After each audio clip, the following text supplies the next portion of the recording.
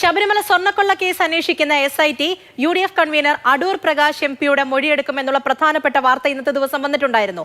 ഉണ്ണികൃഷ്ണൻ പോറ്റിയും അടൂർ പ്രകാശും തമ്മിലുള്ള ബന്ധം അറിയുകയാണ് അന്വേഷണ സംഘത്തിന്റെ ലക്ഷ്യം. പോറ്റിയുമായി ബന്ധമുള്ള മറ്റുന്നതരുടെ പട്ടികയും SIT തയ്യാറാക്കിയിട്ടുണ്ട്. കടകംപള്ളി സുരേന്ദ്രന്റെയും PS പ്രശാന്തിന്റെയും മൊഴികളിൽ വിശദ പരിശോധനയും നടത്തും.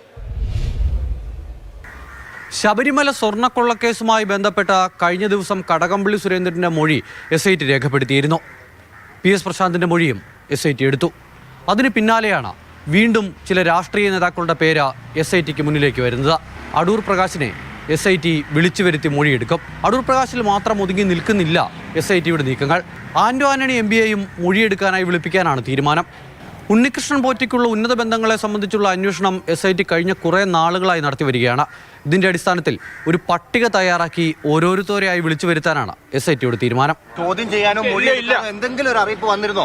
അറിയിപ്പ് വരുന്നുണ്ടേ നിങ്ങളെ അറിയിക്കുക, എന്നെ ഒന്നും അറിയിച്ചിട്ടില്ല. കടകംപള്ളി സുരേന്ദ്രന്റെ മൊഴി SIT രേഖപ്പെടുത്തിയത് CPM-നെ വലിയ തോതിൽ പ്രതിരോധത്തിലാക്കിയിരുന്നു.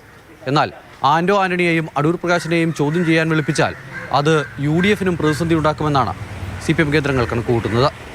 നിയമത്തിന്റെ വഴിക്ക് പോയി അന്വേഷണത്തിന്റെ പരിധിയിൽ ഓരോരാളും വന്നുകൊണ്ടിരിക്കുമ്പോൾ അതിൽ നിന്നൊക്കെ രക്ഷപ്പെടാനും ഇഷ്യൂ മാറ്റിവിടാനും വേണ്ടി ഇല്ലാത്ത ഇഷ്യൂ മാറ്റിയെടുക്കേണ്ട കാര്യമില്ല. അടൂർ പ്രകാശിനോടൊത്ത് ഉണ്ണികൃഷ്ണൻ പോറ്റി സോണിയാഗാന്ധിയുടെ വീട്ടിൽ എങ്ങനെ എത്തിയെന്നും അടൂർ പ്രകാശുമായി ഉണ്ണികൃഷ്ണൻ പോറ്റിക്ക് അടുത്ത ബന്ധം എങ്ങനെ ഉണ്ടായി എന്നുള്ള കാര്യവും SIT ചോദിച്ചറിയും.